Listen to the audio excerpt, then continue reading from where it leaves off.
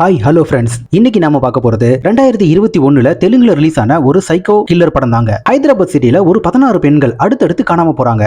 அவங்களுக்கு என்ன ஆச்சுன்னு யாருக்கும் தெரியல. அவங்க டெட் பாடியும் கிடைக்கல. அவங்க உயிரோட தான் இருக்காங்களா இல்லையா அப்படிங்கிற விஷயமும் தெரியல. இது போலீஸுக்கு மட்டும் இல்லாம பொலிட்டிக்கல் லைன் வரைக்கும் மிகப்பெரிய பிரஷரா இருக்குங்க. இந்த கேஸை போலீஸ் கண்டுபிடிக்க ஆரம்பிக்கிறாங்க. பழங்குடி மக்கள் காட்டுல இருந்து ஊருக்குள்ள வந்தா என்ன ஆகும் அப்படிங்கறத ட்விஸ்ட் மேல ட்விஸ்டா சஸ்பென்ஸ் த்ரில்லோட சொன்ன கதை தாங்க இந்த கதை. ஆமா, நம்ம தீரன் படத்துல வர மாதிரி போலீஸுக்கு தண்ணி காட்டக்கூடிய ஒரு கதை தான் இந்த கதை. இவங்க கொடுக்கக்கூடிய ட்விஸ்ட் எப்படி இருக்கும் அப்படின்னு கேட்டீங்கன்னா, ஏகப்பட்ட ட்விஸ்ட் மேல ட்விஸ்டா வச்சு நம்மள வேற எதை பத்தி யோசிக்க விடாத அளவுக்கு இந்த கதையை கொண்டு வந்து கிளைமேக்ஸ்ல கொடுப்பாங்க பாருங்க. ஒரு ட்விஸ்ட், அது எல்லாத்தையும் மறக்க வச்சிருங்க. நம்ம கடைசி வரைக்கும் கிளைமேக்ஸ் மட்டும் தான் ஞாபகம் இருக்கும். சோ அந்த மாதிரியான ஒரு ட்விஸ்ட் கொடுக்கக்கூடிய கதை தான் இந்த கதை. நான் உங்களுக்காகவே இந்த மாதிரியான கதைகளை தேடி தேடி கண்டுபிடிச்சு கொடுக்க போறேன். அதுக்கு நீங்க பண்ண வேண்டியது நம்ம சேனலை சப்ஸ்கிரைப் பண்ணி சப்போர்ட் பண்ணுங்க. இப்போ வாங்க வீடியோக்குள்ள போகலாம். பெண்கள் கடத்தப்பட்டது ரொம்ப பெரிய விஷயமா மாறி பரபரப்பாகி எல்லா நியூஸ் சேனல்லையும் இந்த ஒரு விஷயத்தை மட்டுமே ரொம்ப பெருசா பேசிக்கிட்டு இருக்காங்க. நியூஸ் பேப்பர்ல, சேனல்ல, டிவில எல்லா இடங்கள்லயும் இதுதான் வந்துகிட்டு இருக்குது. இது பத்தாம மக்கள் எல்லாம் போராட்டம் பண்ண ஆரம்பிக்கிற மாதிரி இந்த கதை ஓபன் ஆகுதுங்க. சிட்டி கமிஷனர் இந்த நியூஸை அவரோட ஆபீஸ்ல உட்காந்து பாத்துட்டு இருக்காரு. அப்ப அவருக்கு சிஎம் கிட்ட இருந்து போன் வருது. சிஎம் டென்ஷன் ஆகி கத்துறாரு. என்னையா பண்ணிட்டு இருக்கீங்க, என்னதான் பண்ணிட்டு இருக்கீங்க, கேஸ் என்ன லெவல்ல இருக்கு, ஆரம்பிச்சிங்களா இல்லையா அப்படின்னு சொல்லி டென்ஷன் ஆகி பயங்கரமா கத்திக்கிட்டு இருக்காரு. அதுக்கு கமிஷனர் சொல்றாரு, சார் எந்த அப்டேட் வந்தாலும் நான் உடனே உங்களுக்கு கூப்பிடுறேன் சார் அப்படின்னு சொல்லிட்டு கமிஷனர் போனை வைக்கிறாரு. அன்னைக்கு நைட் ஆகுது. ஒரு ஹைவேல ஒரு பொண்ணு ரெட் கலர் கார் ஒன்னு வேகமா ஓடிட்டு போய்கிட்டே இருக்காங்க. அந்த கார் போய்கிட்டே இருக்கிற வழியில திடீர்னு பஞ்சர் ஆயிடுது. அவங்க ஸ்டடி பண்ணி ஒரு ஓரமா காரை நிறுத்திடுறாங்க.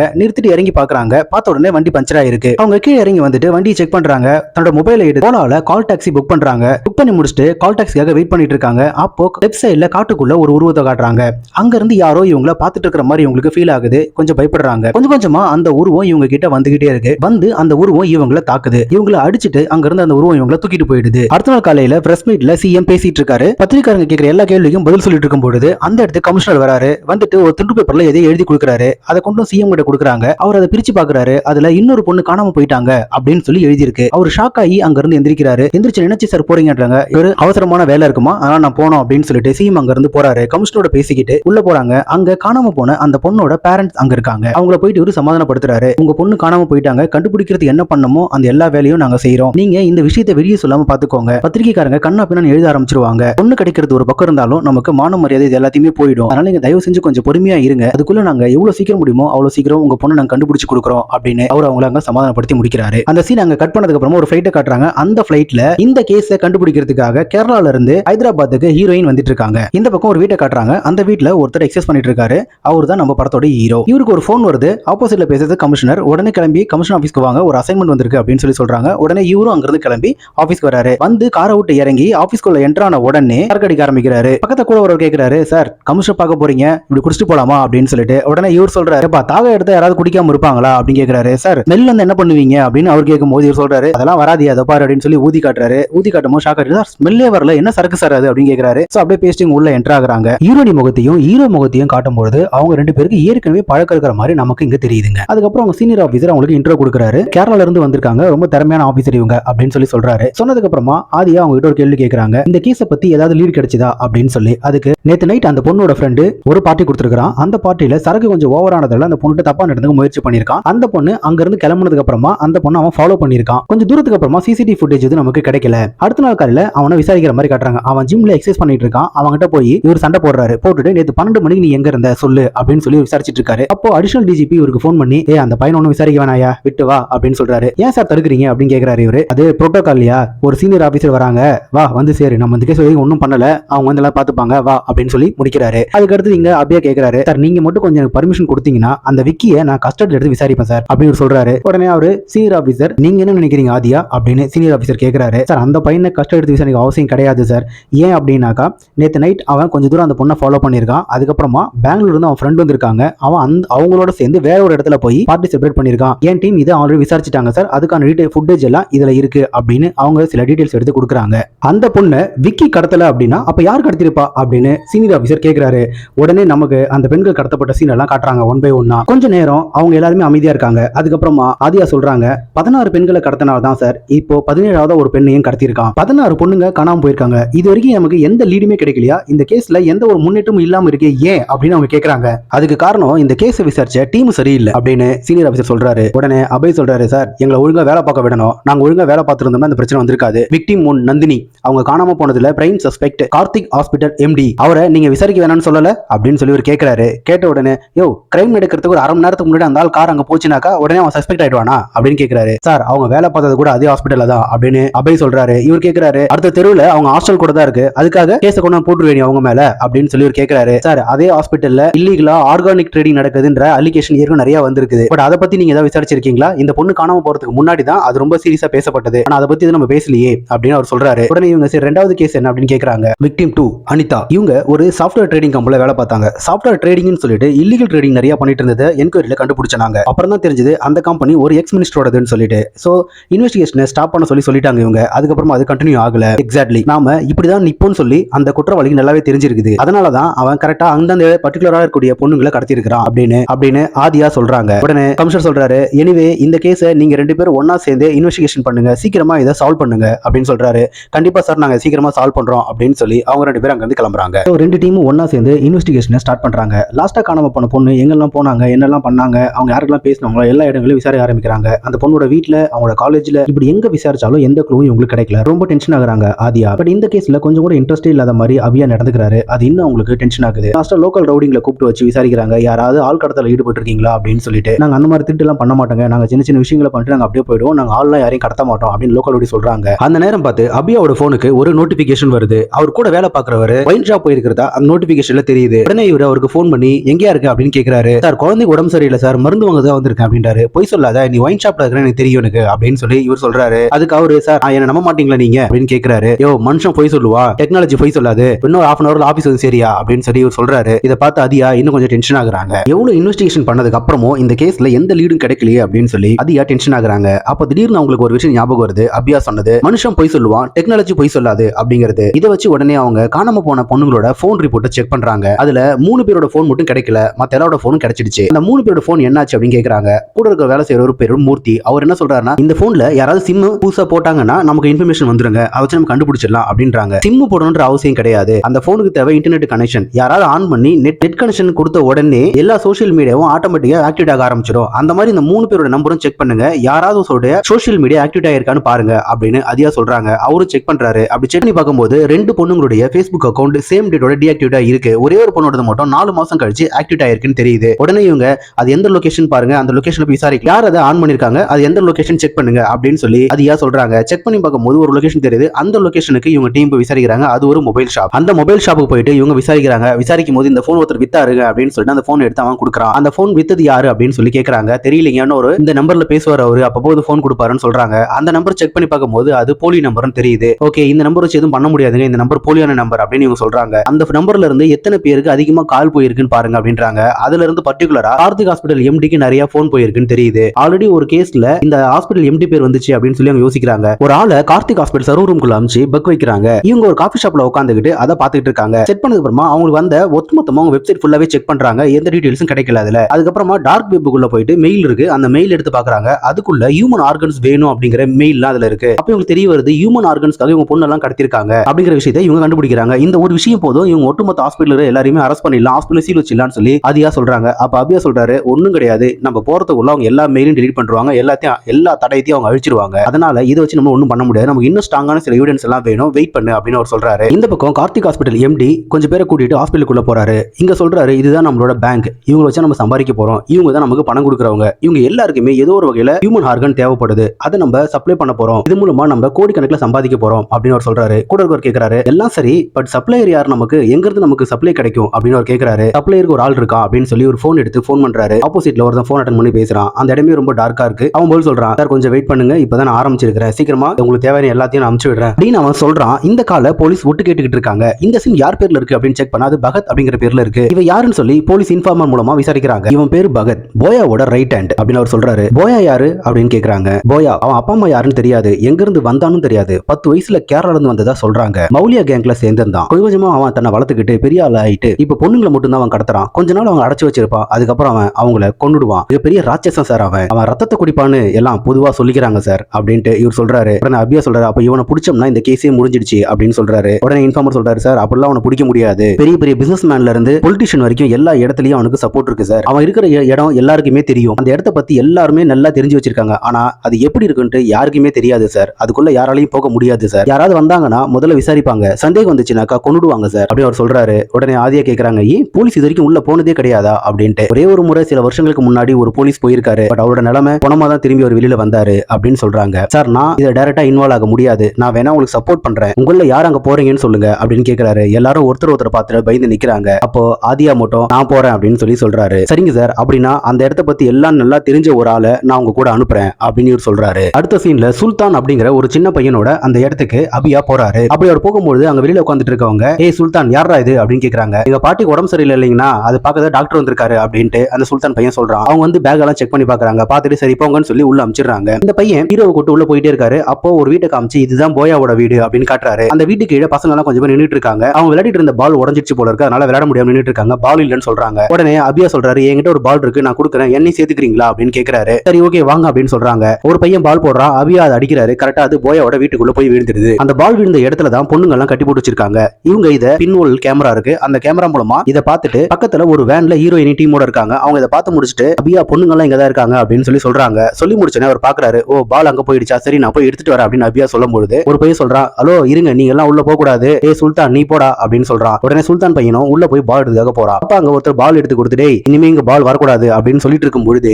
அந்த இடத்துக்கு அபியாவும் போயிடுறாரு. போயிட்டு அவன் அடிச்சு தூக்கி தூர போடுறாரு. வெளியில வந்து விழுந்துடுறான் அவன். உடனே எல்லாரும் தெரிச்சு ஓடிடுறாங்க. சின்ன பசங்க எல்லாரும் ஓடி போயிடுறாங்க. இவங்க கீழே வராங்க. கீழே வந்த உடனே மேல ஓடி போன ஒரு பையன் ஒரு பாட்டில் எடுத்து அபியாவோட தலையிலயோ அந்த சுல்தானோட தலையிலயோ அடிச்சிடறான். அதுல அந்த சின்ன பையன் மயங்கி கீழே விழுந்துடுறான். உடனே அபியா ஓடி போய் அந்த பையனை தூக்கிக்கிட்டு வெளியில ஓடி வர பாக்குறாரு. இத பக்கத்துல இருக்கக்கூடிய ஆதியான் டீம் ட்ரோன் கேமரா மூலமா பார்த்து இவங்க கிட்ட சொல்லிட்டு இருக்காங்க, லெஃப்ட்ல வா ரைட்ல வான்னு சொல்லி கைட் பண்றாங்க. இவங்க கூட்டு அப்படியே வெளியில வந்து கேட்டுக்கு வெளியில அந்த பையனை கொடுத்து ஆட்டோ ஏத்தி அமிச்சிடுறாரு. அமிச்சு முடிச்சுட்டு திரும்பி கேட்டை மூடிட்டு உள்ள வராரு. உள்ள வந்தோடனே இவங்க பெருசா டீமா வந்துடுறாங்க. எல்லாரும் சண்டை போட்டுட்டு இருக்காரு. இந்த பக்கம் ஆதியா கமிஷனருக்கு போன் பண்ணி சொல்றாங்க, சார் நாங்க இந்த மாதிரி இந்த இடத்துக்கு வந்திருக்கிறோம் அப்படின்ட்டு. நீங்க ஏன் அங்க போனீங்க, எதுக்காக அந்த இடத்துக்கு எல்லாம் நீங்க போறீங்க, எவ்வளவு பேர் தப்பு தெரியுமா அப்படின்னு அவர் கேட்கிறாரு. கடத்தப்பட்ட பொண்ணுங்க எல்லாம் இங்க தான் இருக்காங்க, அதனால தான் நாங்க வந்திருக்கிறோம் அப்படின்றாங்க. நீங்க நினைச்சீங்கன்னா நம்ம அபியாவை காப்பாற்ற முடியும் சார், தயவு செஞ்சு ஒரு பெரிய டீம் அனுப்புங்க அப்படின்னு கேட்கறாங்க. அதுக்கப்புறம் ஒரு போலீஸ் டீமே அந்த இடத்துக்குள்ள போறாங்க. அதுக்குள்ள அபியா போயாவை அடிச்சு தள்ளி பண்ணிடுறாரு. சீன் கட் பண்ணா ஹாஸ்பிட்டல காட்டுறாங்க. இந்த இடத்துல போயா மயக்கத்துல இருக்காரு. சின்ன பையன் சுல்தான் ட்ரீட்மெண்ட் நடந்துட்டு இருக்கு. பக்கத்துலயே அபியாவுக்கும் ட்ரீட்மெண்ட் நடந்துட்டு இருக்கு. அந்த இடத்துக்கு கமிஷனர் வராரு. வந்துட்டு ஆதியா கிட்ட வெல்டன் நல்ல வேலை பண்ணிருக்கீங்க அப்படின்னு பாராட்டுறாரு. அது மட்டும் இல்லாம போயா கண்ணு விழிச்சாதான் நமக்கு எதுவாக இருந்தாலும் தெரியும், நீங்க போய் ரெஸ்ட் எடுத்துக்கோங்க, அவன் முழிக்கிட்டோம், நம்ம அதுக்கப்புறம் ஃபர்தரா இந்த கேஸை ஹேண்டில் பண்ணலாம் அப்படின்ட்டு அவர் சொல்றாரு. இந்த பக்கம் இன்னொரு சீனியர் ஆபீசர் அந்த ஹாஸ்பிட்டல் எம்டிக்கு போன் பண்ணி, சார் நீங்க எதுக்கும் பயப்படாதீங்க, அவன் கண்ணு முழிச்ச உடனே அவனை பத்திரமா வெளியே கொண்டு வர வேண்டியது என்னுடைய பொறுப்பு அப்படின்னு சொல்றாரு. கேஸ் முடிஞ்சிடுச்சுன்னு நினைச்சு ரொம்ப சந்தோஷத்துல அபய் வீட்டுக்கு அதியா போறாங்க. இவங்க போலீஸ் ட்ரைனிங்லயே ஒன்னா இருந்திருக்காங்க. அப்ப ரெண்டு பேர் இடையில லவ் இருந்திருக்கு. அந்த லவ் ஏதோ ஒரு ரீசனுக்காக பிரிஞ்சிருக்காங்க. இவங்க அந்த காதல் திரும்பவும் ஸ்டார்ட் ஆகி இங்க ஒரு டூயட் சாங் வருது. சாங் முடிஞ்சதுக்கு அப்புறமா ஒரு சின்ன பையனையும் அவனோட அப்பாவையும் காட்டுறாங்க. ரெண்டு பேரும் ரோட்ல நடந்து வந்துட்டு இருக்காங்க. அங்க ரோட்டு ஓரமா ஒரு பொண்ணு நின்னுட்டு இருக்கு. அந்த பொண்ணு கிட்ட போய், அக்கா எங்க அப்பாக்கு கண்ணு தெரியாது, இவரை கொஞ்சம் பாத்துக்கோங்க, நான் பண்ணு வாங்கிட்டு வந்துடுறேன் அப்படின்னு சொல்றான். அந்த பொண்ணு சரி போடா அப்படின்னு சொல்லிட்டு கொம்ப வாங்கி கையில புடிச்சு நிக்கிறாங்க. இவ ரோட்டை கிராஸ் பண்ணி அந்த பொண்ணு கடைக்கு போயிட்டு அந்த கடைக்காரர்கிட்ட பண்ணு கேக்குறான். நல்ல வேலை தம்பி, கடையை மூட போறேன், கரெக்டான நேரத்துக்கு வந்துட்டு இந்த அப்படின்னு சொல்லி பண்ணு எடுத்து கொடுத்துட்டு அவர் கடையை மூடுறாரு. அந்த பையன் அப்படியே திரும்பி நின்னு லெஃப்ட்ல ரைட்ல எல்லா பக்கமும் பார்த்துட்டு விசில் அடிக்கிறான். விசில் அடிச்ச உடனே அந்த பெரியவர் கொஞ்சம் கொஞ்சமா கொம்ப பிடிச்சி அந்த பொண்ணு பக்கத்துல போய்கிட்டே இருக்காரு. கிட்ட போக போக அந்த பொண்ணு கொம்ப விட்டுட்டு என்னையா பண்ற அப்படின்னு தள்ளி விடுது. உடனே இவரு அந்த கொம்பு எடுத்து அந்த பொண்ணை கழுத்துல போட்டு நெரிச்சு அந்த பொண்ணை கொல்றாரு. அப்படின்னாக்கா அப்ப இவ்வளவு நாளா காணாம போன 16 பொண்ணுங்களுக்கும் போயாக்கும் சம்பந்தமே இல்லையா? இந்த கிழவன் தான் எல்லாரையும் கொன்னானா? போயாட்டு இருந்த பொண்ணுங்களுக்கு காணாம போனது கூட ஒரு காரணம் இருக்கு, இவங்க எதுக்காக கொல்றாங்க அப்படின்னு சொல்லி நம்மள மண்டையை பிச்சு வைக்கிறாரு டைரக்டர் இந்த இடத்துல. அடுத்த நாள் காலையில திவ்யா கிட்ட இருந்து அதியாக்கு போன் வருது. அவங்க அட்டன் பண்ணி என்னன்னு கேக்குறாங்க, மேடம் இன்னொரு பொண்ணு மிஸ் ஆயிட்டாங்க அப்படின்றாங்க. என்னது இன்னொரு பெண்ணா? இப்பதான் நம்ம போயா தான அரெஸ்ட் பண்ணிட்டுமே, போயா தான் ஹாஸ்பிட்டல் தான இருக்கான், எப்படி இன்னொரு பொண்ணு காணாம போகும்? அதாங்க தெரியல, இன்னொரு பொண்ணு காணாம போயிருக்காங்க, இப்பதான் நம்ம இன்ஃபர்மேஷன் வந்திருக்கு அப்படின்றாங்க. உடனே அதியா வேகமா கிளம்பி ஆபீஸ் போறாங்க. அதுக்கிடையில காணாம போன பொண்ணு தலைகீழ தொங்கிட்டு இருக்காங்க. அவங்க உடம்புல இருந்து ரத்தம் கொஞ்சமா வந்து ஒரு பாத்திரத்துல வழிஞ்சிட்டு இருக்கு. அந்த பாத்திரத்தை எடுத்துட்டு போய் 4 கொம்பு இருக்கிற ஒரு எருமாளுடைய மாஸ்க் இருக்கு, அந்த மாஸ்க்கு தடவி விட்டு அபிஷேகம் பண்ற மாதிரி நமக்கு இங்க காட்டுறாங்க. அடுத்த சீன் கமிஷனர் ஆபீஸ்ல காட்டுறாங்க. அங்க கமிஷனர் கேக்குறாரு, நம்ம சரியான வழியில தான் இந்த கேஸை இன்வெஸ்டிகேஷன் பண்ணிட்டு இருக்கோமா? ஏன்னா போயாவை நம்ம அரெஸ்ட் பண்ணியாச்சு, அதுக்கப்புறமா ஒரு பொண்ணு காணாம போயிருக்காங்களே அப்படின்னு ஒரு கேக்குறாரு.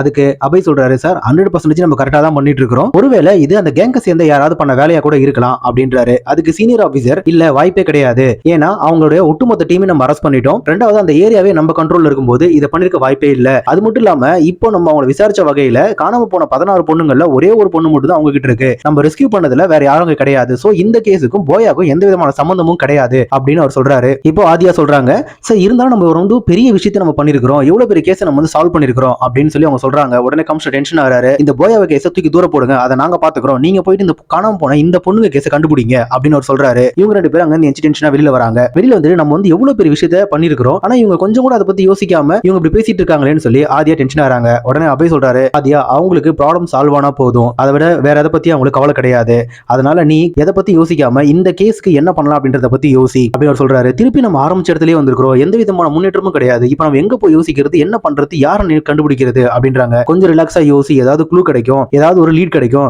அதனால கண்ணை மூடி ரிலாக்ஸா யோசி அப்படின்னு அவர் சொல்றாரு. உடனே இவங்களும் அப்படியே யோசிக்கிறாங்க. உடனே நம்ம சீனை காட்டுறாங்க. இவங்க யோசிக்கிற மாதிரி இவங்க ஒரு விஷயத்தை கண்டுபிடிக்கிறாங்க. காணாம போன எல்லா பொண்ணுங்களும் ஏதோ ஒரு வகையில ரெட் கலர்ல சம்பந்தப்பட்டிருக்காங்க. அவங்க யூஸ் பண்ற காரா இருக்கலாம், அவங்க போட்டுருக்க ட்ரெஸ்ஸா இருக்கலாம், டாப்ஸ், லெகின்ஸ், மேல போடுற துப்பட்டா, யூஸ் பண்ண வேலட், இந்த மாதிரி ஏதாவது ஒரு வகையில ரெட்டோட சம்பந்தப்பட்டிருக்காங்க அப்படின்றத ஆதியா கண்டுபிடிக்கிறாங்க. இந்த விஷயத்தை அபய் கிட்ட இன்ஃபார்ம் பண்றாங்க. அபையும் பார்த்துட்டு ஆமா கரெக்ட் தான் அப்படின்னு சொல்றாரு. உடனே ஒரு சைக்காட்டிஸ்ட கான்டாக்ட் பண்றாங்க. அவங்க போய் பாக்குறாங்க. சார், இந்த காணாம போன பொண்ணுங்களுக்கும் இந்த ரெட் கலருக்கு ஏதோ சம்பந்தம் இருக்குமா?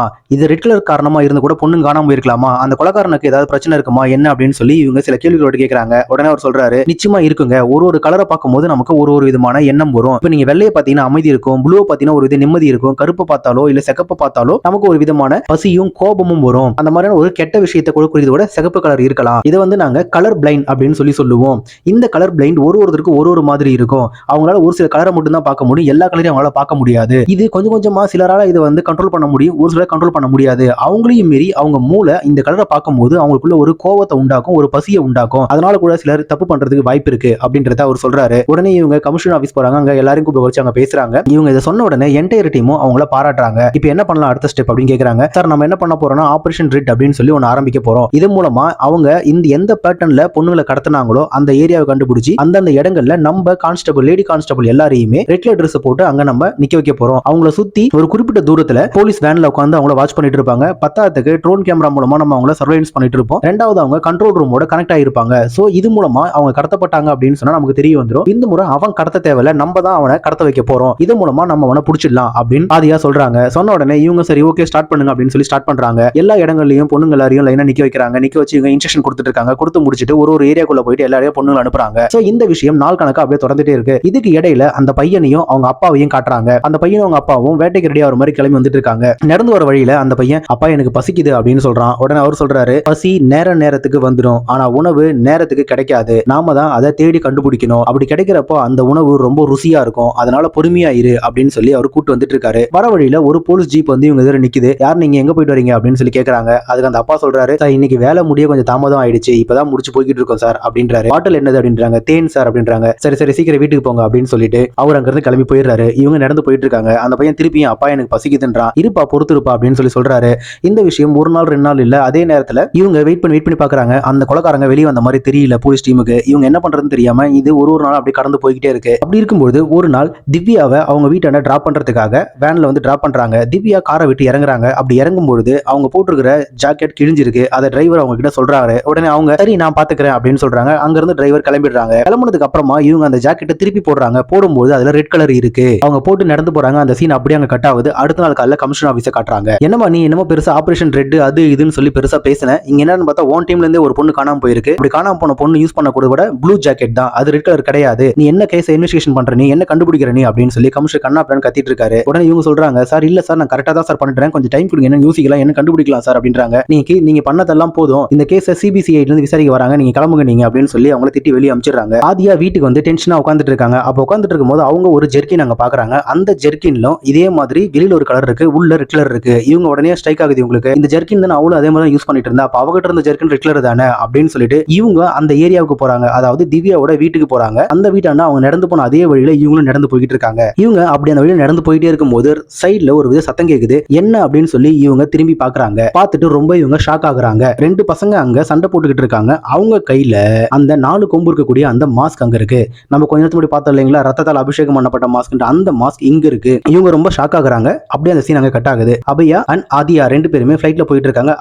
அப்போ ஆதியா அபியா கிட்ட போன்ல அந்த மாஸ்க் எடுத்து காட்டுறாங்க. காமிச்சோம் இது என்ன நார்மல் மாஸ்க் தான், இதுல என்ன இருக்கு அப்படின்னு சொல்லி அவரும் கேட்கிறாரு. இல்ல இதுல ஒரு விஷயம் இருக்கு, நான் சொல்றேன் வா அப்படின்னு சொல்லிட்டு இவங்க இங்க இருந்து கிளம்பி கேரளாக்கு போறாங்க. அங்க வீட்டுக்கு போனதுக்கு அப்புறமா ஆதியா வேகமா இறங்கி அவங்க வீட்டுக்குள்ள போயிட்டு ஸ்டோர் ரூம்குள்ள போயிட்டு எதையோ எடுத்து போட்டு தேடிட்டு இருக்காங்க. அப்ப அவங்களுக்கு அங்க ஒரு புக் கிடைக்குது. அந்த புக்ல இடும்பா அப்படின்னு எழுதி இருக்கு. அந்த புக்கு கீழே இந்த மாஸ்க் இருக்கு. இவங்க இந்த மாஸ்கை எடுத்து பாக்குறாங்க. அங்க அபய் வராரு. வந்த உடனே பாரு நான் காமிச்சல அதே மாஸ்க் இங்க இருக்கு பாத்தியா அப்படின்னு இவங்க காட்டுறாங்க. இவர் அதை பார்த்துட்டு இருக்காரு. ஆமா ரெண்டும் ஒரே மாதிரி தான் இருக்கு, சேமா இருக்கு அப்படின்னு இவர் சொல்லிட்டு இருக்காரு. திடீர்னு அவங்க அம்மா அங்க வராங்க. வந்து கையில வச்சிருந்த அந்த டீ கப்பை கீழே போட்டு உடைச்சிடுறாங்க. இவங்க திரும்பி என்னமாச்சுன்றாங்க. இது ஏன் வெளியில எடுத்த, இதனாலதான் உங்க அப்பா காணாம போனாரு, இது எடுத்துருக்கிறியே, திருப்பி ஏதாவது பிரச்சனை வருமா அப்படின்னு அவங்க சொல்றாங்க. என்னமா சொல்றீங்க அப்படின்னு சொல்லி 2 பேருமே அவங்ககிட்ட கேட்கறாங்க. அப்போ அவங்க பிளாஷ்பேக் சொல்றாங்க. அன்னைக்கு ஆதியாவுடைய பர்த்டே, இவங்க அப்பா ஏதோ ஒரு முக்கியமான கேஸ், அதை நான் கண்டுபிடிக்கணும் அப்படின்னு சொல்லிட்டு இவர் வீட்டுல இருந்து கிளம்புறாரு. அந்த பொண்ணு வந்து இவங்ககிட்ட சொல்றாங்க, அப்பா போகாதீங்க, என் பர்த்டே இருங்கப்பா அப்படின்னு சொல்றாங்க. அவர் இல்லம்மா உன்ன மாதிரியே ஒரு பொண்ணு அம்மா இல்லைன்னு அழுதுட்டு இருக்கா, அதனால நான் சீக்கிரம் போய் ஆகணும், பயப்படாத, நான் போயிட்டு உடனே வந்துடுவேன் அப்படின்னு சொல்லிட்டு அவர் அங்கிருந்து கிளம்புற மாதிரி காட்டுறாங்க. அதுக்கப்புறமா கொஞ்ச நேரம் கழிச்சு அவங்க வீட்டுக்கு போலீஸ் வராங்க. வந்து அவருடைய பைக்கை கொடுத்துட்டு, மேடம் பைக் சார் வந்து காட்டுக்குள்ள போயிருக்காரு, என்னாச்சுன்னு தெரியல, பைக் மட்டும் தான் இருந்துச்சு, சாரை காணோம் அப்படின்னு சொல்றாங்க. இவங்க 2 பேரும் அழுத்திட்டு இருக்காங்க. அதோட அதியா அவங்க அப்பாவை பார்க்கல, இதுதான் நடந்துச்சுன்றத அவங்க சொல்லி முடிக்கிறாங்க. அதுக்கப்புறமா அபய் அண்ட் ஆதியா 2 பேருமே அவங்க அப்பாவோட பைக் எடுத்துக்கிட்டு அவங்க வேலை பார்த்த அந்த ஸ்டேஷனுக்கு அங்க போறாங்க. அந்த ஸ்டேஷன்ல போயிட்டு அங்க இருக்கக்கூடிய ஒரு கான்ஸ்டபிள் கிட்ட விசாரிக்கிறாங்க. அவர் ஒரு பிளாஷ்பேக்கை சொல்ல ஆரம்பிக்கிறாரு. 20 வருஷத்துக்கு முன்னாடி ஒரு பொண்ணு மிஸ்ஸிங்னு சொல்லி இந்த ஸ்டேஷனுக்கு ஒரு கம்ப்ளைண்ட் வந்துச்சுமா, அந்த கேஸை நாங்க விசாரிக்க ஆரம்பிச்சோம். அந்த பொண்ணோட அப்பா அம்மா வந்து கம்ப்ளைண்ட் கொடுத்திருந்தாங்க, இவனுக்கு பொண்ணை கல்யாணம் பண்ணி வச்சு ரொம்ப கஷ்டப்படுத்தினாங்க, ஆனா இப்போ அந்த பொண்ணை கொன்னுட்டான், எங்கன்னே தெரியல என் பொண்ணு அப்படின்னு அவங்க அழறாங்க. அவர்கிட்ட விசாரிக்கும் போது, இல்ல சார் நான் போறப்போ சண்டை போட்டு போனேன், நான் வெளியூருக்கு போயிருந்தேன், 2 நாள் கழிச்சு நான் வந்து பார்த்தா அந்த என் பொண்டாட்டி வீட்டுல இல்ல அப்படின்ட்டு அவரு சொல்றாரு. இந்த கேஸை இவங்க விசாரிக்க ஆரம்பிக்கிறாங்க. அந்த பொண்ணு எங்கெல்லாம் போனா எங்கெல்லாம் வந்தாங்கன்னு சொல்லி எல்லா இடத்துக்கும் போயிட்டு இவங்க அந்த கேஸை விசாரிக்கிறாங்க. கொஞ்சம் விசாரிக்கும் போது பக்கத்து ஸ்டேஷன்ல இருந்து ஒரு இன்ஸ்பெக்டர் வராரு. அவர் வந்து சார் எங்க ஊர்லயும் சில பொண்ணுங்க காணாம போயிட்டாங்க அப்படின்னு அவர் சொல்றாரு. சொன்ன உடனே இவங்க ஷாக் ஆகுறாங்க. உடனே சுத்தி இருக்கிற எல்லா ஸ்டேஷன்ல இருந்தும் இன்ஃபர்மேஷன் கலெக்ட் பண்றாங்க. பார்த்தா 1 2 இல்ல நிறைய பொண்ணுங்க இதே மாதிரி காணாம போயிருக்காங்கன்ற தகவல் இவங்களுக்கு தெரிய வருது. உடனே இவங்க ஹெட் ஆபீஸ் கான்டாக்ட் பண்ணி அங்க போயிட்டு சார் இந்த மாதிரி நிறைய பொண்ணுங்க காணாம போயிட்டு இருக்காங்க சுத்தி எல்லா ஊர்லயும் அப்படின்னு சொல்லி சொல்றாங்க. உடனே இதுக்கு என்ன ஆக்ஷன் எடுக்கணுமோ இமிடியேட்டா எடுங்க அப்படின்னு சொல்லி சீனியர் ஆபீசர் சொல்றாரு. ஊருக்குள்ள ஒரு வண்டி அமைச்சு எல்லா ஊருக்குள்ளேயும் தகவல் கொடுக்குறாங்க. யாரும் வெளியில வராதீங்க, அன் டைம்ல குறிப்பா பெண்கள் யாரும் துணை இல்லாம வெளியில வராதீங்க, எல்லாரும் பத்திரமா வீட்டுக்குள்ளேயே இருங்க, சந்தேகப்படுற மாதிரி யார் எதை பார்த்தாலும் உடனே எங்களுக்கு தகவல் கொடுங்க அப்படின்னு போலீஸ் ஊர் ஃபுல்லா தகவல் கொடுக்குறாங்க. ஒரு டீமை காட்டுக்குள்ள அமைச்சு காட்டுக்குள்ளேயும் தேடுறாங்க. காட்டுக்குள்ள எல்லா இடங்களையும் தேடுறாங்க. தண்ணிக்குள்ள ஏதாவது டெட் பாடி இருக்கான்னு தேடுறாங்க. இப்படி அவங்க தேடி பார்த்துட்டு இருக்கும்போது எந்த டெட் பாடியும் எதுவும் இவங்களுக்கு கிடைக்கல. இந்த பக்கம் பாத்தீங்க அப்படின்னு சொன்னா அதே அப்பா அதே பையனை 20 வருஷத்துக்கு முன்னாடி நம்ம பார்த்தோம், அதே மாதிரி இப்ப இவங்களும் இங்கேயும் காட்டுறாங்க. அப்பதான் நமக்கு ஒரு விஷயம் தெரியுது, இது 20 வருஷத்துக்கு முன்னாடி நடந்த விஷயம் அப்படின்றது. பட் நமக்கு அங்க அந்த சீனை அப்ப காமிச்சிருக்காங்க. 20 வருஷத்துக்கு முன்னாடி இவங்க 2 பேரும் இதே மாதிரி ரோட்ல நடந்து போயிட்டு இருக்காங்க. அங்க ஒரு பொண்ணு போறாங்க. அந்த பொண்ணை இவங்க பொண்ணு காட்டுக்குள்ள தூக்கிட்டு போய் வச்சு அவங்க உடல் உறுப்புகளை அறுத்து தின்ன ஆரம்பிக்கிறாங்க. சோ இவங்க பச்சையா மனுஷ கறி சாப்பிடக்கூடிய கூட்டம் போல இருக்கு. இவங்க சாப்பிடுறாங்க. ஏன் இதை சாப்பிடுறாங்க என்னன்னு சொல்லி நமக்கு தெரியல. அந்த பையனும் அந்த அப்பாவும் ரொம்ப சந்தோஷமா இருக்காங்க. ஆனா இந்த பக்கம் ஊரே அலுவலப்பட்டு இருக்குது. நிறைய பெண்கள் காணாம போறாங்கன்னு சொல்லி ஊரே பயந்துட்டு இருக்காங்க. இந்த கேஸ போலீஸ் ரொம்ப தீவிரமா விசாரிச்சுட்டு இருக்காங்க. அப்படி விசாரிச்சுட்டு இருக்கும்போது ஒரு நாள் காட்டு வழியா வந்துட்டு இருக்கும்போது இன்ஸ்பெக்டர் வரக்கூடிய வண்டி ப்ராப்ளம் ஆகி அங்க நின்னு போயிடுது. கூட வந்த கான்ஸ்டபிள் அதை பார்த்துட்டு இருக்காரு. இவர் இறங்கி பார்க்கும்போது தூரமா ஒரு வீட்டுல ஒரு பெரிய உட்கார்ந்து இருக்க மாதிரி தெரியுது. இன்ஸ்பெக்டர் அந்த வீட்டுக்குள்ள போறாரு. போயிட்டு ஐயா கொஞ்சம் தண்ணி கிடைக்குமா குடிக்கிறதுக்கு அப்படின்னு சொல்லி அவர் கேட்கிறாரு. எனக்கு கண்ணு தெரியாதுங்க, என்னால சரியா பார்க்க முடியாது, உள்ள இருக்கு, நீங்க போய் எடுத்து குடிங்க போங்க அப்படின்னு அவரு சொல்றாரு. இவரு உள்ள போறாரு. உள்ள போய் பார்த்தோம்னா அந்த வீடியோ ஒரு மாதிரியா இருக்குது. அங்க ஒரு சில துணிகள் மட்டும் தான் இருக்குது. வீடு மேல உடஞ்சு இருக்குது. இதெல்லாம் பாக்குறாரு. பக்கத்துல தண்ணி இருக்கு, அதை எடுத்து குடிக்கிறாரு. இங்க பார்க்கும்போது பாட்டில்ல செகப்பா ஏதோ இருக்கு, அதை எடுத்து பாக்குறாரு. பார்த்துட்டு வெளியில வராரு. நீங்க மட்டும் தான் இருக்கீங்களான்னு கேக்குறாரு. ஆமாங்கன்றாரு. நீங்க எந்த ஊர் நீங்க அப்படின்னு கேக்குறாரு. ஐயா நான் வேலைக்காக நிறைய ஊருக்கு போறவங்க, அதனால எந்த ஊர் என் போறோம் சொந்த ஊருன்னு தெரியாதுங்க, மறந்து போச்சு அப்படின்னு அவர் சொல்றாரு. சொன்ன உடனே இவர் லைட்டா சந்தேகம் வருது. இதெல்லாம் சுத்தி முத்தி பார்த்துட்டு உங்க பேர் என்ன அப்படின்னு கேக்குறாரு. அப்பதான் ஒரு பேர் சொல்றாரு. என் பேர் வெட்டி அப்படின்னு சொல்றாரு. சரி ஓகே ஸ்டேஷனுக்கு வாங்கன்றாரு. இவர் அங்க இருந்து கிளம்பிடுறாரு. என்னடா இந்த கேஸ் இப்படி தண்ணி கட்டுது அப்படின்னு அவர் ரொம்ப டீப்பா யோசிச்சுட்டு ஸ்டேஷன் கிளம்பி போயிட்டு இருக்கும்போது கடவுள் இருக்கான் குமார் அப்படிங்கிற மாதிரி ஒரு சம்பவம் நடக்குது. ஸ்டேஷன்ல ஒருத்தர் வந்துட்டு ஒரு மாஸ்க் கொடுத்துட்டு சார் இது நான் காட்டுக்குள்ள போனேன், அங்க ஒருத்தர் உட்காந்துட்டு இருந்தான், என்ன பார்த்ததும் இதை போட்டுட்டு வேகமா எந்திரிச்சு ஓடிட்டான் சார் அவன் அப்படின்னு சொல்றாரு. உடனே இன்ஸ்பெக்டர் கேட்கிறாரு அவன் எப்படி இருந்தான் சார், மூஞ்செல்லாம் பார்க்க முடியல சார், அவன் ஓடிட்டான் அப்படின்றாரு. இந்த மாஸ்கை எடுத்து இன்ஸ்பெக்டர் சுத்தி பாக்குறாரு. அதுல சின்ன சின்ன ரத்த கரைகள்லாம் இருக்கு. இதை பார்த்த உடனே ஃபாரன்சிக் டீமுக்கு இந்த மாஸ்கை அனுப்பிச்சு வைக்கிறாரு. அவங்க இதை அனலைஸ் பண்ணி பாக்குறாங்க. அதுல இறந்து போன பொண்ணுங்களுடைய ரத்தமும் அவங்களுடைய உடல் உறுப்பு கூடிய சின்ன சின்ன சசைகளும் இதுல இருக்கிறத அவங்க கண்டுபிடிக்கிறாங்க. ஃபாரன்சிக் டீம்ல அனலைஸ் பண்ணாரு இல்லைங்களா, அவருக்கு இந்த மாஸ்க் மாதிரி எதையோ எங்கேயோ பார்த்த மாதிரி ஒரு ஞாபகம் வருது. லைப்ரரியில போய் ஒரு புக் எடுக்கிறாரு. அந்த புக் இடும்பா அப்படின்னு எழுதியிருக்கு. அந்த புக்கை இந்த ஸ்டேஷனுக்கு அவர் கொடுத்து விடுறாரு. அந்த புக் சமஸ்கிருத மொழியில எழுதியிருந்ததுனால இவங்களுக்கு யாரும் அதை படிக்க தெரியாதுன்னா அந்த புக்கை எழுதின ஆர்த்தரை தேடி இன்ஸ்பெக்டர் போறாரு. அவர் தேடி போய் பார்த்து அந்த மாஸ்க் காமிச்ச உடனே அவர் இடும்பா அப்படின்னு சொல்லி அவங்கள பத்தின விஷயத்த சொல்றாரு. நம்ம நாட்டுல பழங்குடி மக்கள் நிறைய பேர் வாழ்ந்தாங்க. அவாரியா போஜ்புய் அப்படின்னு சொல்லி நிறைய பழங்குடி மக்கள் வாழ்ந்துட்டு இருந்தாங்க. அதுல ஒருத்தவங்க தான் ரொம்ப ரொம்ப மோசமானவங்க தான் இந்த இடும்பா அப்படின்னு சொல்லக்கூடிய இந்த பழங்குடி மக்கள். 1857 சிப்பாய் கழகம் தொடங்கப்பட்ட பொழுது வெள்ளக்காரங்களை பார்த்து இந்திய மக்கள் யாரும் பயப்படலன்னு உடனே அவங்க பயப்படுற மாதிரி ஒரு ஜெயில உருவாக்கணும் முடிவு பண்ணாங்க. அப்படி உருவாக்கின ஜெயில் தான் அந்தமான் ஜெயில். அங்க தண்டனைகள்லாம் ரொம்ப கொடுமையா இருந்துச்சு. இருந்தாலும் கைதிகளோட எண்ணிக்கை குறையவே இல்லை. கூட்டம் கூட்டமா வந்துட்டே இருந்ததுனால அங்க ஜெயில இடம் பத்தாம போயிடுச்சு. அப்பதான் அங்க இருந்த வெள்ளக்காரங்க என்ன முடிவு பண்ணாங்க அப்படின்னா இங்க இருக்கக்கூடிய கைதிகளை கொண்டு போயிட்டு இந்த இடும்பா அப்படிங்கிற தீவில் இருக்கிற மக்கள் கிட்ட விட்டுலான்னு முடிவு பண்ணாங்க. அவங்க இவங்களை இந்த கைதிகள் எல்லாரையுமே கூட்டம் கூட்டமா கூட்டு போயிட்டு அந்த தீவுல இறக்கி விட்டாங்க.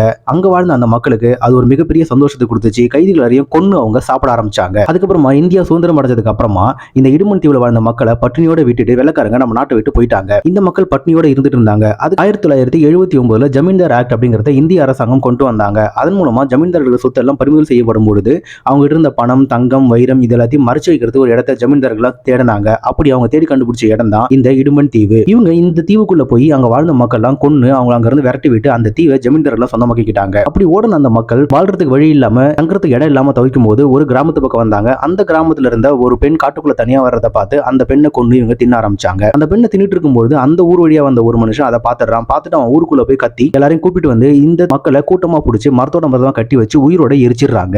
இப்படிதான் இந்த இனம் அழிஞ்சு போயிடுச்சு அப்படின்ட்டு அந்த புக் ஆத்தர் சொல்லி முடிக்கிறாரு. சொல்லி முடிச்ச உடனே இவர் சொல்றாரு, சார் இந்த மாதிரியான சம்பவம் எல்லாம் நடந்திருக்குன்னு சொன்ன உடனே அப்ப சொல்றாரு, அப்ப அதுல இருந்து ஒருத்த மட்டும் உயிரோட இருந்திருக்கணும் அப்படின்றாங்க. அப்பதான் நமக்கும் காட்டுறாங்க அந்த கூட்டத்துல இருந்து ஒருத்த மட்டும் தப்பிச்சு ஓடி இருக்கிறான்னு சொல்லிட்டு அந்த தப்பிச்சு ஓடன அவன் தான் இப்ப வெட்டின்ற பேர்ல இங்க வாழ்ந்துட்டு இருக்கான். இந்த விஷயம் இன்ஸ்பெக்டர் கண்டுபிடிச்சிடுறாரு. உடனே அவங்க ஹெட் ஆபீஸுக்கும் அவங்க ஸ்டேஷனுக்கும் இன்ஃபார்ம் பண்றாரு. எல்லாரும் உடனே கிளம்பி அந்த வீட்டுக்கு வாங்க, நான் இப்பயே போறேன் அப்படின்னு சொல்லிட்டு இன்ஸ்பெக்டர் அந்த வீட்டுக்கு போறாரு. அந்த வீட்டுக்கு போயிட்டு அங்க தேடி பார்த்தா அவனை காணோம். வீடு ஃபுல்லா தேடுறாரு. இவர் தேடிட்டு இருக்கும்போது திடீர்னு பின்னாடி இருந்து வெட்டி இவனை தாக்க ஆரம்பிக்கிறாங்க. இன்ஸ்பெக்டர் அவருக்கும் சண்டை வந்துட்டு இருக்குது. அதுல வெட்டி இன்ஸ்பெக்டரை கண்ணா பின்னான்னு வெட்டிடுறான். வெட்டினதுக்கு அப்புறமா இன்ஸ்பெக்டர் கீழே விழுந்துடுறாரு. தடுமாறி இருக்கும்போது வெட்டி கழுத்து வெட்டு வரும்போது துப்பாக்கி எடுத்து அவனை சுட்டுறாரு. இவர் மேல காயம் ஏற்பட்டதால இவரும் இறந்துடுறாரு. வெட்டி அந்த இடத்துல இறந்துடுறாங்க. அதுக்கப்புறமா இந்த இடத்துக்கு வந்த ஒட்டுமொத்த போலீஸ் டீம் இதை பார்த்துட்டு வெளியில சொன்னா இது நம்ம டிபார்ட்மெண்ட்டுக்கு அவமானம் அப்படின்ட்டு இன்ஸ்பெக்டர் காணாம போயிட்டாரு அப்படின்னு சொல்லி இந்த கேஸை மூடி மறைச்சிட்டாங்க அப்படின்றத இந்த கான்ஸ்டபிள் சொல்லி முடிக்கிறாரு. அப்போ வெட்டி இறந்துட்டான் அப்படின்னா இந்த கொலைகள்லாம் பண்ணது யாரு? அப்ப வெட்டியோட வாழ்ந்துட்டு இருந்த பையன் எங்க போனா அப்படின்னு சொல்லி இவங்க தேடுறாங்க. திருப்பியும் ஆதியாவும்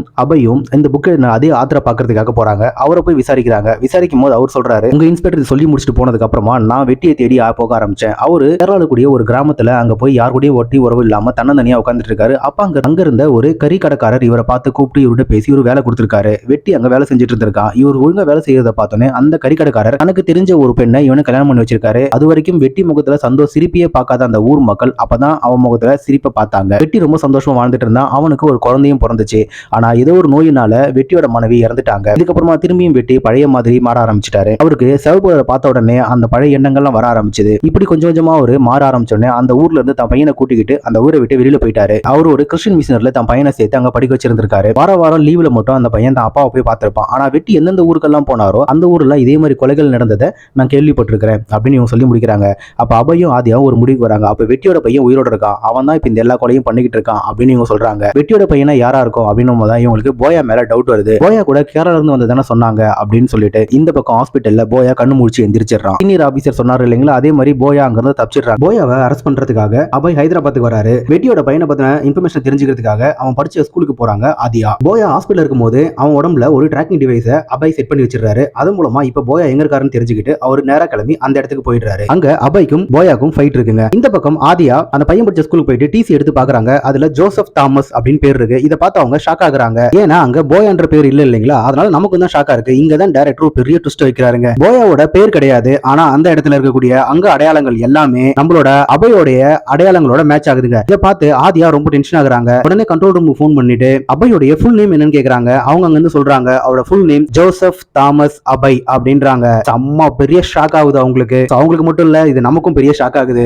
அப்படிப்பட்ட ஒரு ட்விஸ்ட் அந்த இடத்துல டைரக்டர் வச்சிருக்காரு. இந்த நேரத்துல தான் நமக்கே தெரிய வருது இவ்வளவு விஷயங்களையும் பண்ணது, இவ்வளவு கொலைகளை பண்ணது, பெண்களை கடத்தது எல்லாமே அபயா அப்படின்னு சொல்லிட்டு நமக்கும் அது பேக்ரவுண்ட்ல காட்டுறாங்க. அவர் ஒரு மாதிரி பைத்தியம் பிடிச்ச ஆள் மாதிரி ரொம்ப வெறி பிடிச்சு கத்துறாரு. கோவமா இருக்கிற மாதிரி எல்லாம் காட்டுறாங்க நமக்கு. இங்க அப்படியே வந்துட்டு அவருக்கு சரக்கு அடிப்பாரு இல்லைங்களா, அந்த சரக்கு எடுத்து குடிக்கிறாரு. பட் அது காலியா இருக்கு போல, கோவமா தூக்கி போடுறாரு. அப்பதான் நமக்கே தெரியுது பைபிள்ல இத்தனை நாள் குடிச்சது சரக்கு கிடையாது, மனுஷ ரத்தம் அப்படின்னு சொல்லிட்டு அது இல்லன்னு உடனே தான் ரொம்ப வெறி பிடிச்சு கத்த ஆரம்பிக்கிறாரு. அதுக்கப்புறமா தான் ஒரு டெய்லி கிளம்பி போய் பொண்ணுங்களை கடத்தி கொண்டுட்டு இருக்கிற மாதிரி நமக்கு அடுத்த சீன்ல காட்டுறாங்க. இந்த பக்கம் ஆதியா நேரா கிளம்பி அபயோட வீட்டுக்கு வராங்க. அபயோட வீட்டுக்கு வந்து பார்த்தாங்க அபய் வீட்டுல யாரும் கிடையாது, அவரும் கிடையாது. அவங்க வீடு ஃபுல்லா தேடுறாங்க. தேடி பார்த்துட்டு ரொம்ப டயர்ட் ஆகி ஒரு உட்காடுறாங்க. அப்போ ஒரு அலமாரி கீழே லைட்டா வெளிச்சம் தெரியுது. அந்த அலமாரி கீழே போய் பாக்குறாங்க. அது ஒரு டோர். அந்த டோர் ஓபன் பண்ணி உள்ள போய் பார்த்தோம்னா திவ்யான்ற ஒரு போலீஸ் காணாம போயிருந்தாங்க இல்லைங்களா, அவங்க இவர் வீட்டுல கட்டி தலைகீழ கட்டி தொங்க விட்டு வச்சிருக்காங்க. இதை பார்த்து இவங்க ஷாக் ஆகி அவங்கள அங்க இருந்து ரெஸ்கியூ பண்ணிட்டு அவங்கள எழுப்புறாங்க. அவங்க மயக்கத்துல இருக்காங்களா இல்ல இறந்துட்டாங்களான்னு தெரியல. அவங்ககிட்ட போயிட்டு திவ்யா திவ்யான்னு கூப்பிடுறாங்க. அந்த நேரத்துல அவ இன்னும் சாகல, உயிரோட தான் இருக்காரு அப்படின்னு சொல்லிட்டு அபய் அங்க என்ட்ரி கொடுக்குறாரு. இவங்க உடனே கன் எடுத்து காமிச்சு அபய் நீ அரெஸ்ட், இதுக்கப்புறம் தப்பிக்க முடியாது அப்படின்னு இவங்க சொல்றாங்க. ஆதியா கையில இருந்து கண்ணை அபய் புடிங்கிறாரு. புடிங்கிட்டு அவர் ஒரு சின்ன பிளாஷ்பேக் சொல்றாரு. எங்க அம்மா சாகிறதுக்கு முன்னாடி எல்லாம் நல்லபடியா தான் போயிட்டு இருந்துச்சு. எங்க அம்மா செத்ததுக்கு அப்புறமா எங்க அப்பாவுக்கு ஒரு மாதிரி ஆயிட்டாரு. எனக்கும் எதையும் சாப்பிடறதுக்கு பிடிக்கல. அப்ப எனக்கு பால் கொடுக்கும் போது நான் குடிக்க மாட்டேன், குடிக்காம அடம் பிடிச்சிட்டு இருந்தேன். அப்ப எங்க அப்பா ஒரு நாள் வேலை செஞ்சுட்டு கையில அடிபட்டு வந்து படுத்துட்டு இருந்தாரு. அவருடைய கையில ரத்தம் வழிய ஆரம்பிச்சிச்சு. அந்த ரத்தத்தை நான் உறிஞ்சு குடிச்சதை பார்த்து அவர் ஷாக் ஆயிட்டாரு. அவருக்குள்ள தூங்கி இருந்த அந்த மிருகம் எந்திரிச்சிடுச்சு.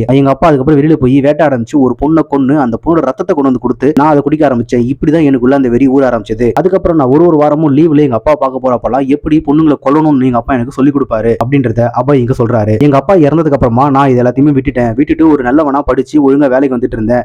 ஒரு நாள் உன்னோட கையில அடிபட்டு ரத்தம் வரும்போது அந்த ரத்தத்தை நான் குடிச்சேன். எனக்குள்ள தூங்கிட்டு இருந்த அந்த மிருகம் எந்திரிச்சிடுச்சு. அது என் மூளைக்குள்ள போய் ஏதோ பண்ண ஆரம்பிச்சு எனக்கு வெறி பிடிக்க ஆரம்பிச்சிடுச்சு. அதுக்கப்புறமா தான் நான் இதை பண்ண ஆரம்பிச்சேன். எங்க உன் கூட இருந்தா உனக்கு இந்த மாதிரி வந்துருமோ நினைச்சுதான் நான் உன்னை விட்டு விலகி வந்துட்டேன் அப்படின்னு இவர் சொல்றாரு. அப்பதான் நமக்கும் தெரியுது இவங்க லவ் ஏன் பிரிஞ்சுதுன்னு சொல்லிட்டு. என்ன இருந்தாலும் நான் மனது தப்பு தப்பு தான், நான் வாழ தகுதி இல்லாதவன் அப்படின்ட்டு அபய் ஆதியா கையில கண்ணை கொடுத்து என்ன சுட்டுடு அப்படின்னு சொல்லி எடுத்து கொடுக்குறாங்க. என்னதான் போலீஸ் படமா இருந்தாலும் எல்லாம் முடிஞ்சதுக்கு அப்புறம் தான் போலீஸ் வரணுமோ என்னவோன்னு தெரியல. அதுக்கப்புறம் தான் போலீஸ் அங்க வராங்க. உடனே பேக்ரவுண்ட்ல கன் சுர சத்தம் கேக்குது. இதோட இந்த படமும் முடியுதுங்க. அபய் இறந்தாரா இல்லையா அப்படின்னு சொல்லி நமக்கு தெரியல. பட் இந்த படம் உங்க எல்லாருக்குமே பிடிச்சிருக்கும் அப்படின்னு நான் நம்புறேன். உங்களுக்கு பிடிச்சிருந்தா லைக் பண்ணுங்க, உங்க ஃப்ரெண்ட்ஸ்களுக்கு ஷேர் பண்ணுங்க. உங்களுக்கு என்ன ஃபீல் தோணுதோ அந்த ஃபீலை கமெண்ட் பாக்ஸ்ல சொல்லிட்டு போங்க. தேங்க்யூ.